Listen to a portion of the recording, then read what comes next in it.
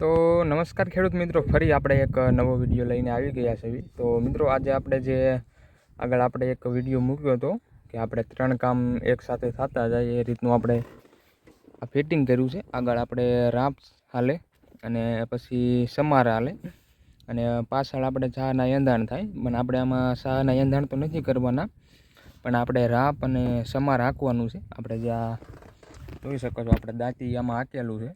તો આપણે આમાં જોઈએ કે આમાં કેવું ચાલે છે. આપણે આ તો વિડીયો પૂરેપૂરો જોતા રહેજો મિત્રો. તો ચાલો ચાલુ કરીએ આપણે અને જોઈએ કે આ રાપ માટે આપણે જે દાંતી હાંકેલી છે એમાં આપણે કેવું ચાલે છે. આ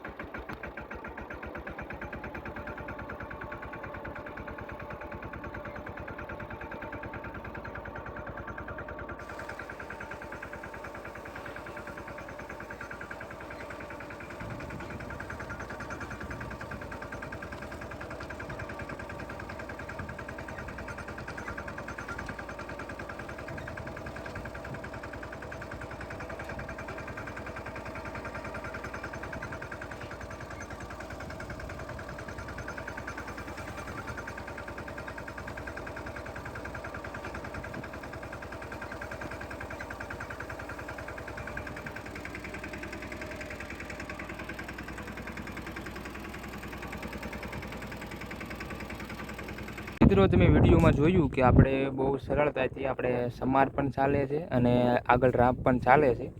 તો જોઈ શકો છો આપણે આમાં 2 ઉથલ મારી છે અને કેટલું આમાં ફેર પડી ગયો છે. જો આપણે આમાં 1 ઉથલ મારી છે એટલે આપણે ચલાવીને આવ્યા છે અને ઓલી બાજુ હજી આપણે હાંક્યું નથી. તો મિત્રો તમે પણ આ બનાવી શકો અને તમારે આમાં એક જ વાર ટ્રેક્ટર ચલાવી અને તમે 2 કામ એક જ સાથે કરી શકો છો. જો કે 3 કામ સાથે થાય, પણ આપણે જે દાંતી હાંકેલી હોય તો એમાં સાથે આપણે એંધાણ ના થાય. એટલે આપણે પહેલાં 2 તમારે જો હાંકવું હોય તો પણ તમે ચલાવી શકો. જો આ રીતે કાંઈક ફિટિંગ છે આનું, તમે આગળ વિડીયો જોઈ લીજો કઈ રીતે આપણે આનું ફિટિંગ કરેલું છે.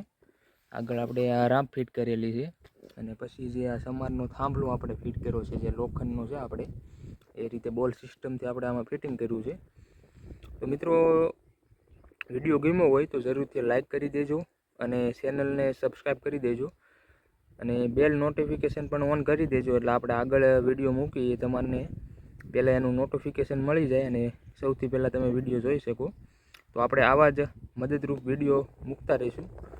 તો ચાલો મિત્રો મળશું હવે આગળ વિડીયોમાં.